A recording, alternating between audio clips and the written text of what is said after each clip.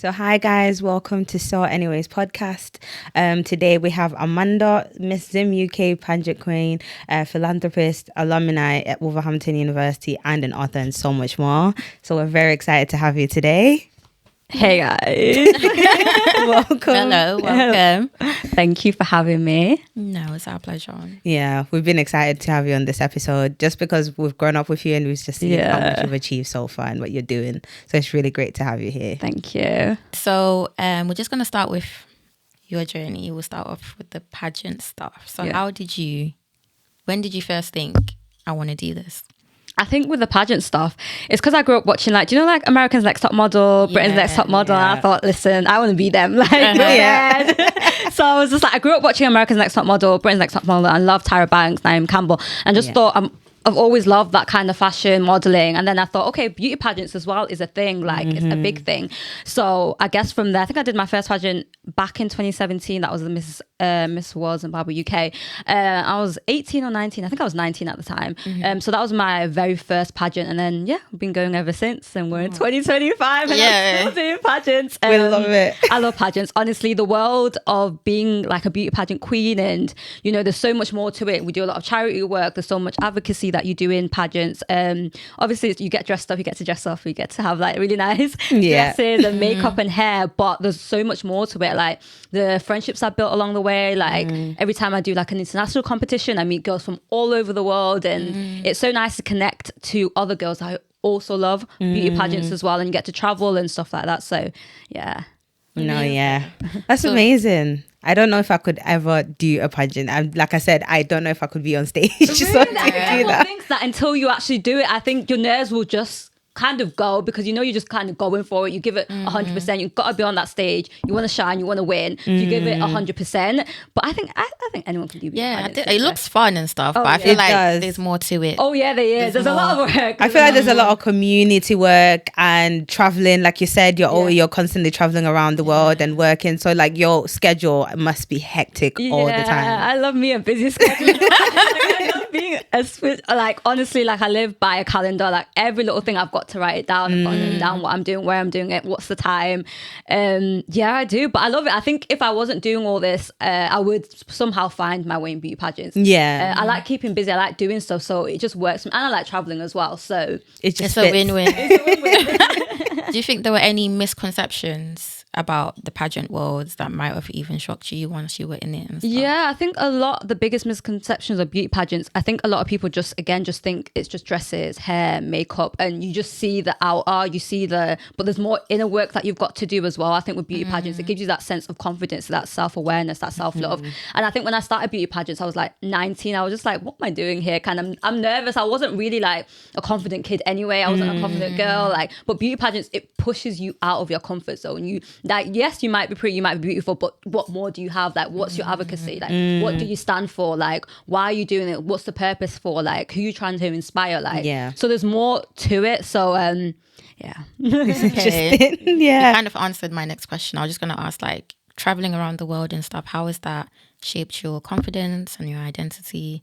It's gave me traveling all across the world because I've always loved traveling anyway. And then with the beauty pageants, it's opened doors to travel to different parts of the world as well, try different cultures, meet new people. So I think it made me more resilient, and as well I don't know what's the word for it, not self-aware, but I know to rely on myself basically more. I know that if I'm traveling here, I'm aware of my surroundings, I know how to get there, I'm confident in myself as well. So when I am making decisions, I was I travel all over the world. I travel alone most of the time. If I'm not traveling with family or friends, I'm alone traveling. So it's kind of given me that confidence to be I can actually do stuff. I'm not scared. I'm going to push myself, push out my boundaries as well. So I was just going to bounce off that question because we typically always pivot back because we are Black people. So being a Black woman in that environment, what is that like for you?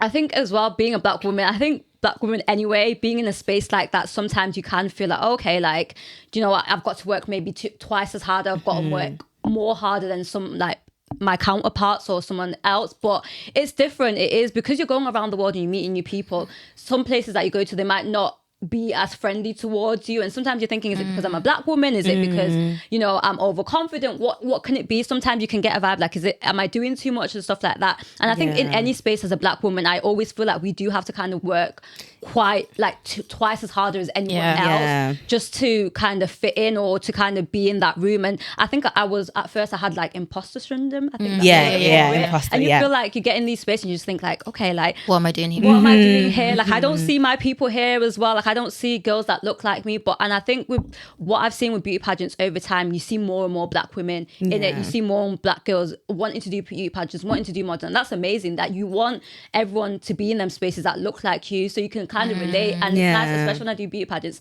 I get to meet other black girls as well, and we're all from different parts of the world, and we can be like, do you know what, we all, you know, you're doing your thing. I understand. Together kind of thing. Yeah. No, that's interesting. Yeah, I just wanted to ask on that. I briefly mentioned that you started a charity, I believe in 2019, if I'm correct. Yeah. I might butcher the name, but Mbowane Foundation, is that correct? Could you tell us a bit more about that? Like, what made you start the charity? Yeah, so I started Mbowane Foundation back in 2019, so we've been running for a while actually. I've always been into charity work. I've always been into kind of community. Like I used to volunteer at church, volunteer at food kitchens, homeless shelters. So it's always been my thing anyway, community. So when I went back to Zimbabwe, I was like, okay, I'm just going to do a project and just leave it as that. Just do one project and just kind of carry on and move on with my life. But and I thought to myself, like, why not do something that has more impact? Why not do something that I can build a legacy from, that, you know, I can build from? So since 2019, we've done so many projects. We've been to so many schools. We've done projects in Zimbabwe, then we've done projects in Ghana and Tanzania as well. So I think the motive of starting a charity, I think I was always going to start a charity some point somewhere. I'm interested in community work. I love the fact that you can build a community, like you can share stories, you can meet kids, you can do all this. And yeah, it was just something, I guess it was a calling purpose, I guess. So God was just like, yeah, just here's kind of the purpose, and you just kind of follow that through. And I'm so glad that I did stick it out and do it, because at first, like I said, I just wanted to do a project. I just wanted to do one-off project and then just kind of be like, okay, cool. But then I thought, do you know what? I want to do something that I can do every year. I can go to different schools. I can meet new kids. We can do workshops and just bring out more ideas and see how best we can help the community, how best I can help back home. Obviously, I came here when I was really young. I've lived here all my life, but home is always going to be a part of me, and why not do something at home and you know, carry on that legacy for hopefully my kids will carry it on. Leading off what you were saying, I was just going to ask if you thought your charity work, would you ever bring it here in the UK, or is your calling just home more in Africa and developing countries? Oh, that's a good question actually. Never say never. I would never say I wouldn't, but Africa's where my heart is. Home is where the heart is. I can't explain the feeling of just being from back home and then giving back to your community. It's one of the most best feelings you can. It's undescribable. Do you know what I mean? But I would never say I wouldn't bring it here, because why not? Who knows what's going to happen in the next 5-10 years? But I know Africa is where my heart is, and I want to, we want to conquer all of Africa anyway. So yes, do projects in Zimbabwe, but I want to go to other places as well, other countries as well in Africa. But yeah, never say never. I might, but for now, Africa's where my heart is. Yeah.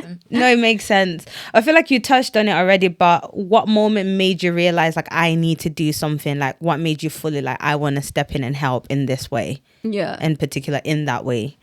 I think when I was researching and realizing that there's a big period poverty back home, especially with girls not having the materials when they're on their periods. So that's a big thing. Like, it's a really big thing, period poverty in a lot of places in Africa, home being one of them. So I thought, okay, this is something that we can easily access. Like, to us it's nothing. Like every month, you know, come on, we just go out, just and a buy basic whatever. need for us. Basic need for us. Whereas sometimes back home they don't even have the needs to do that. So I just thought to myself, this is something that I'm really passionate about. I'm passionate about girls in education. I'm passionate about community as well, and making sure that girls are staying in school. And that is a barrier sometimes of girls not staying in school because they don't have the material. Then they're taking time off school, and then it just becomes a whole thing. So I just thought to myself, okay, like I know there's some challenges back home. How best can I help out? Do you know what I mean? How best can I have an impact? And one of the things was like doing the whole period poverty kind of workshops, and then donating pads. And then from that, it led to doing other community projects like food hampers during Christmas, then donating orphanages and having events as well. So everything just led to one thing after the other kind of thing. Yeah. And it's amazing to hear that, because I couldn't even fathom how you would start something that big. So it is really, truly inspiring, especially as African girls as well. So we can always do something. But I wanted to also ask, just to wrap up on the foundation, like, do you have any upcoming plans for it? Anything you can share at the moment? Of course. So it's been a busy year. I was back home in March and we did our annual school drive. So we go to some local schools and donate school supplies. We donate pads. We do workshops. So I did that in March, and then obviously it's December. So every December we like to do a Christmas wrap up, and we donate to the elderly. So we do like Christmas hampers. So we did it last year. We donated about 50 Christmas hampers to the elderly. So we're going to do it this year, but obviously new people as well, and we're going to donate. So we like to end our year on a high, because it's been a good year. It's been a good year. It's been a good year for my foundation, and just that's another way just to thank my community, because they're very supportive back home. They're really very, very supportive. So and then next year, there's a lot to do. Like, sometimes that's it. Like, a lot to do. Year, but I definitely want to keep up with the projects. I want to collab more, because it's nice to collaborate with other organizations that are doing something similar to you. I feel like the impact is even bigger. So I've got some nice, really good collaborations next year, and I'm hoping to do like a big event. Like we always do Girl Talk, where it's a free event for girls between the ages of 15 to about 30. It's a free event, and we have workshop, we have nurses come in, we have food, we have drinks, it's such a fun day. So I haven't done that in a while, actually. So it's definitely something that we want to do next year, but we want to make it bigger. Maybe do a different city, or maybe do a couple cities, just make it bigger and better. As people here, like in this country, if we wanted to help, how can we access that, and how can we support you in those projects? Thank you. So it would be going through our page, which is Ngcono Foundation, on Instagram, and just donating on the link, even just sharing the page as well. Sometimes really helpful. I've had people donate actual physical things, like I had one of my friends donated like baby clothes as well that I can donate to orphanages. So sometimes people think, oh, okay, I don't have the money. Sometimes it's just sharing the page. Sometimes it's just even liking or engaging with the content as well. It helps like spread the word even more. No, thank you for that. Okay, so leading on from the pageant world and then your foundation, you also have a children's book. You're also an author. Your book's called The Ngcono, I think. Yeah, so The Ngcono. So how did you...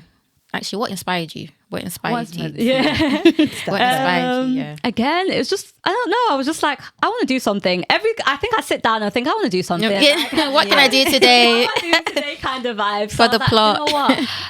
A children's book. I need to think outside of the box of like fundraising for my charity. So the idea was like, I make a children's book, and all like the money made from that just goes back into the charity. Just another way to kind of raise money. And I just thought to myself, because it took me about 2 years in the making to make that children's book. Oh, wow. Because I wanted it to be perfect. I wanted it to have a story that has a meaning, and the story line is of like learning to love yourself and making sure that you're kind, and just like what kids can read, and something very easy. And all the characters are like traditional names that I used as well, which I thought was like, okay, like, so I think I used my nieces, I used my nephew's name, I used my uncle, just names that I know as well. Like, and I just thought I wanted something, I say it's a love letter to the kids of tomorrow and today. I just wanted to do something nice. Sweet. And like I said, it took 2 years in the making, but I'm glad I did it, because at one point I was like, this is taking forever. But I guess it's worth it now. It was worth it. It was worth it. And I think when I do stuff, I always want to do things to the best of my ability and to the best of my capability.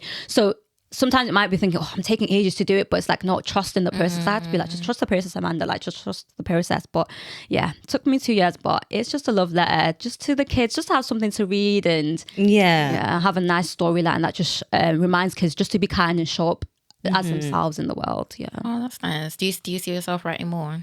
Ooh. Yeah, definitely. Definitely. Who knows? I might write a whole series. Like I did like the whole process of like coming up with the ideas, coming up with the names, coming up with the storyline and stuff like that. So I definitely think I will write one, probably in the next 5 years. Don't put pressure on yourself right now. So where can we buy the book? Is it available like in stores, or is it like so it's available online, so you can buy it on Amazon, and I think there should be a link on Waterstones as well. Oh, really? Okay. Amazing. Nice. Thank you. Yep. So we're gonna get into the game segment. I have a few games. So one of them is Would You Rather. So I'm gonna ask you, and then you pick which one you'd rather do. So the first one, would you rather walk a runway in 6-inch heels or walk barefoot over glitter? What, barefoot over glitter? Do you know that would actually quite be cool. You got so excited then. I've never actually thought of it. Yeah. But you know what? It's the glitter one. Did it? Yeah. Okay. The other one is win a pageant or have a charity fully fund. Or have your charity fully funded for 5 years. Guys, please. Wow.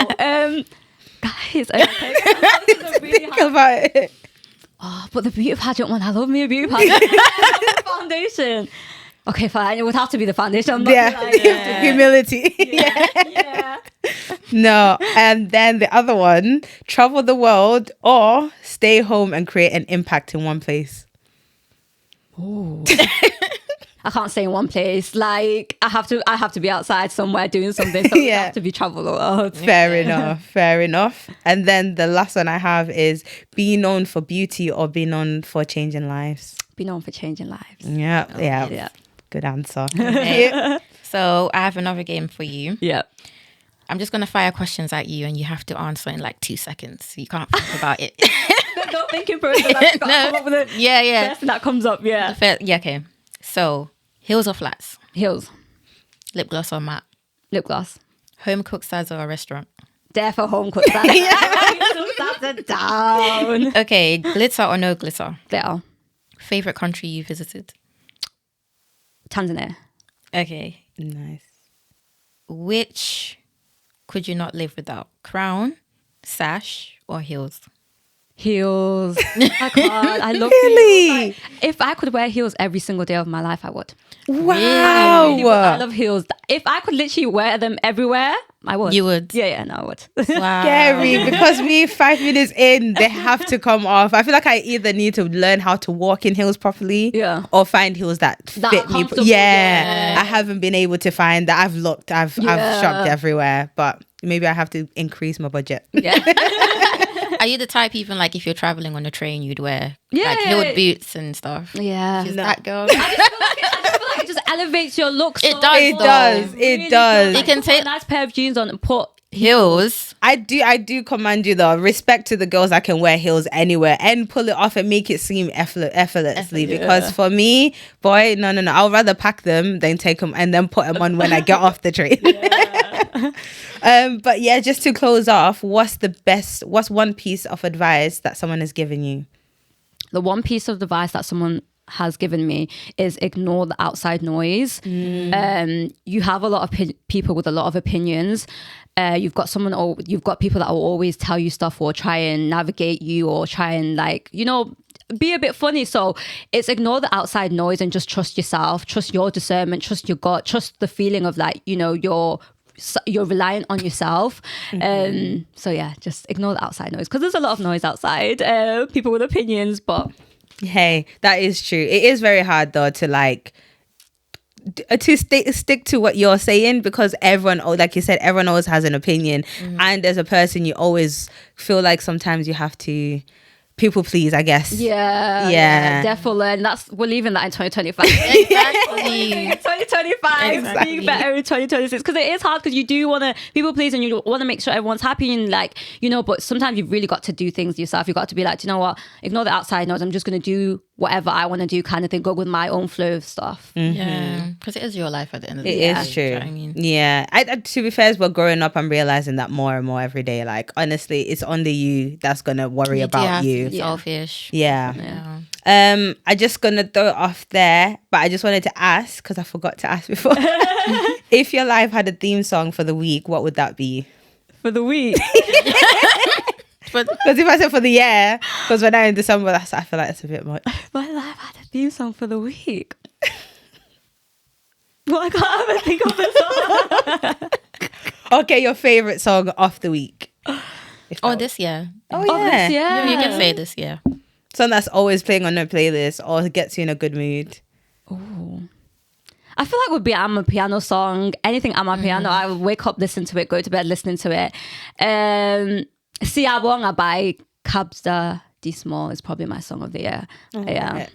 See, I don't listen to Amapiano. Just as him. No. Literally doesn't. So what do you listen to? R&B. Listen, Through and through. That's it. That's it. Yeah, that's it. She doesn't venture outside. No, honestly, but R&B, you can be happy, you can be sad, Yeah. you can be heartbroken. They have a song for everything. Yeah. I'm a piano.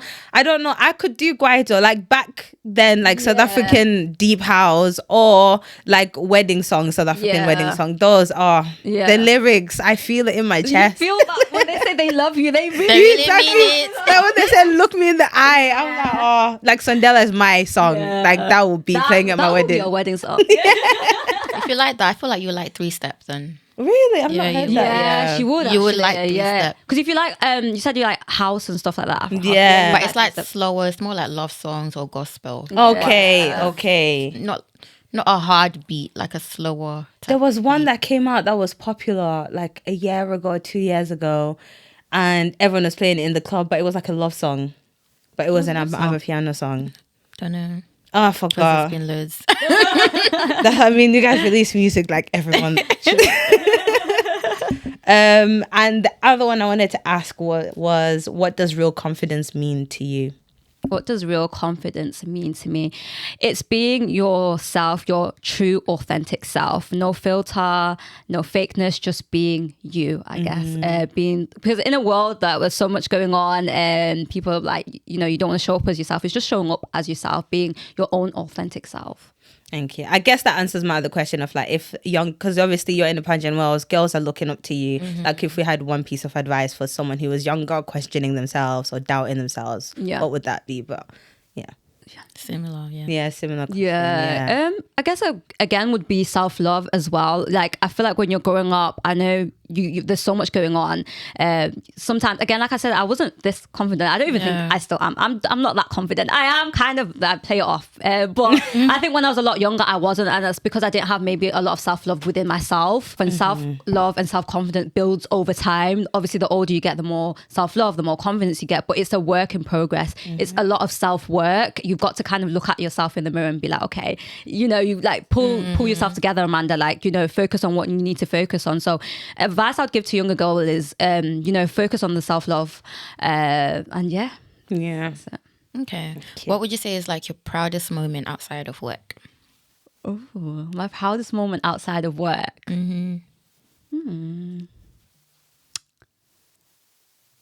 I would say like graduating from uni. That's a big moment. Yeah, Hey. that was a big thing.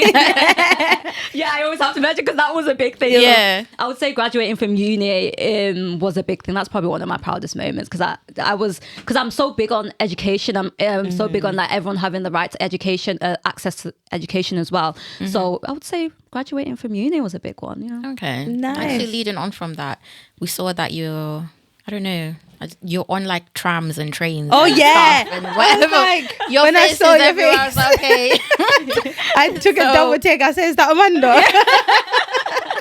Just driving past. Yeah. As you see my face. So what is that whole thing about? So my uni, I've been working with my university now for a year. So they contacted me in the start of the year, like, Amanda, we're doing a project. Would you like to be a part of it? You run a charity. You've been to the uni before. So they came. We filmed for a whole day. They had a whole film crew, and they were just talking about my story and how I started my charity, my time at the university as well, how my time was, and then I just made it into a campaign, I guess, and then they put me on the tram. And oh my gosh! So I was like, no way! This is probably the coolest thing ever. So yeah, my uni is great. I really did have an enjoyable time at my university, so it's nice to stay connected to them, and they see stuff online. One thing I never noticed, like your university they see stuff online. Really? Yeah, because it was when I posted like an article that I was featured in, and I got a message like, oh hi Amanda, this is the university, we saw your post online, we just want to say congratulations to you and all this. They're really sweet. Every time I do a beauty pageant, they'll be like, hi Amanda, we would want to say congratulations and good luck. And so it's How did they come across it? Did they just come across? I think sometimes when you post online on LinkedIn, Instagram, like maybe like, because I think in the article I also included where I went to university, and then from that they were just like, oh, you went to our university. It's like a shout out for them. since then they've been watching you? Literally, we've been locked in ever since. Oh my god! But that's nice to have them as a network and stuff. Yeah, no, it is. And it's actually great to see that, because like I said, I just had to double take and I was like, wow. Is that Amanda? Yeah. So it's not a big thing. It's not a small thing, I mean. My other question, because I feel like we've asked you a lot about work and things you do. So like, what does your downtime look like to you? My downtime, it just looks what's my downtime? Putting a series on, like a Netflix series, getting a face mask, ordering some food, just really chilling, like taking time just to chill. Because I feel like I'm always on the go, like go, non-stop. So sometimes it is nice just to take a minute and just chill if I'm not at the spa, or just some alone time, or that's probably how I'll find my downtime. But downtime where I'm always there's always something to be done, guys. The list is never ending. Even if you do a to-do list, it just never ends. So that's finding so the true. downtime as well, like, but it is something that I have done this year, and it's been important to me to find that balance of work-life balance, of like having that downtime just to chill as well, and just to relax and actually see my friends and actually see my family and try build relationships outside of work and stuff like that. No, fair enough. So how do you navigate relationships, friendships, setting boundaries, being really busy, managing different things? Like, how do you do that side of stuff? Okay, me, to be honest, like I've mentioned many times in the episode, I'm very to myself, but I've been learning that I need to be more present in my friendships, not just even my relationships and work ones.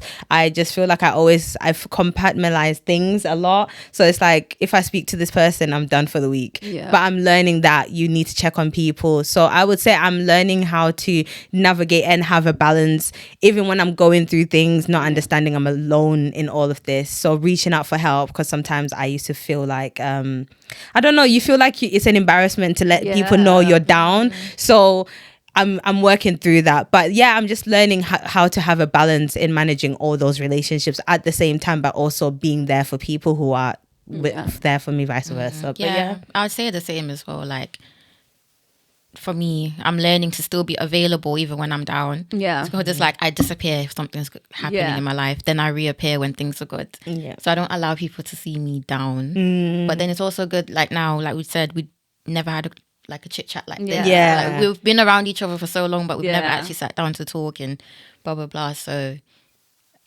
being able to talk, long story short, being able to talk and let people in, being vulnerable, because I feel like the world we live in now and how social media works, you always want to see the good side of your life, so you never want people to see the bad certain things. So learning to be vulnerable with those that I call my closest people is a learning curve for me for this year, which has actually been good, because I realized, maybe I'm not going through this by myself. Like, someone has been through this. Be surprised. You'd be surprised what you hear people say. So Gosh, we all live the same now.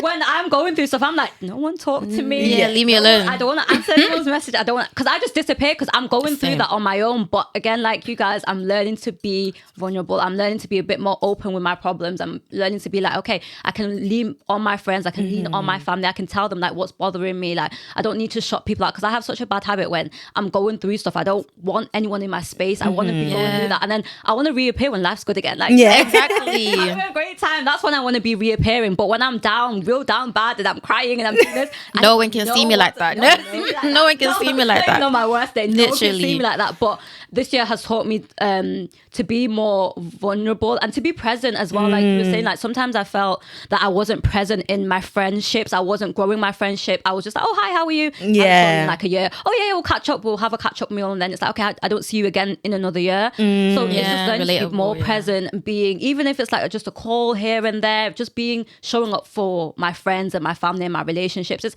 hard to navigate relationships, I think, sometimes, but being present is one thing I've learned this year, and I'm trying to do more. Yeah. Do you guys have a lot of supportive women in your life? And if you do, are they people that hold you accountable? Do you hold them accountable? What kind of relationship do you have with the women in your life? Well, I'll start. Yes, I do have people that hold me accountable. One is here. So I used to do this thing, like I have friends I call for certain reactions, because if I call you and I don't want the accountability, it's gonna hurt me in that moment. So I do believe I have a good balance of women around me who hold me accountable, also show me love and support. And I hope I'm that person for them as well. But if I didn't have that support, I feel like I'll be a different person altogether. Yeah, I would agree. So yeah, my friends do hold me accountable and vice versa. We have that type of transparency. And I feel like it's good. Yeah. Because you're not always right. Sometimes you need someone to tell you like, nah, Yeah. you messed up. Or, Yeah. nah, you shouldn't have done that or blah, blah, blah. So yeah, I think my friendships now anyway, I can say we have that vulnerability and transparency. So it's good. I think it's important as well in friendships to have friends that will, call you up on your stuff. Like, should you really be doing that? You know what I mean? So I do as well. Like I created like such a good network around me, like of women who inspire me, women who are powerful, women who can say, Amanda, do you know what? I want to have a serious conversation with you. I'm not, this is not going great, or I feel like you could do this a bit better, or hold me accountable to myself. Because sometimes I know we don't want to, like, we'll be doing stuff and we don't want to hold ourselves accountable, and we want to run away from it. But I'm glad I have a good network of people that, Amanda, like, it's like, do you really need to be doing that, or is there any way I can support you and help you? So I feel like I've created like that good network around me. Okay. Thank you so much for coming. And like I said, we're excited. I feel like everyone should go onto the foundation page on Instagram that she mentioned and donate whatever you can to help. And also, like she said, you can check out her book on Amazon or Waterstones. We'll put the links actually. Yeah, at the bottom of our episode for this one. But thank you so much for coming on and talking to us and just letting us know a bit more about what you are up to. I guess I feel like we went to college with you and like we see what you're doing online. We just watch online, yeah. So I feel like I'm also like a fan that's been watching you for so long. So it's really nice to like know more and in detail about what you're actually doing. In detail. Because that's what you said when we grew up. We've all grew up known together. but it's like we've known each other for years. We've all been in like in the same circles. We see all the time, but we never like sit down to actually talk. I was gonna say, like, how did we meet? It was college. We met in college. We all met in college. So it's just interesting to see how your life has played out and all the great things you're actually doing, and you're inspiring other people to do the same thing or similar things in a way to help or better themselves. So it's really great to see what you're doing. Thank you guys. Thank you for inviting me. When Michelle said, I was like, of course. I love me a conversation. We were so nervous to send it. We were like, this is amazing. Like, I love it here. I love a good chat. I love you guys as well. We all grew up together. So it's nice to come and actually sit, have a chat. And So thank you guys for having me. And please keep doing your podcast because I absolutely love it. So thank you. We appreciate it. Thank you. Yeah, because there's days when we were like, we don't want to film. We don't want to.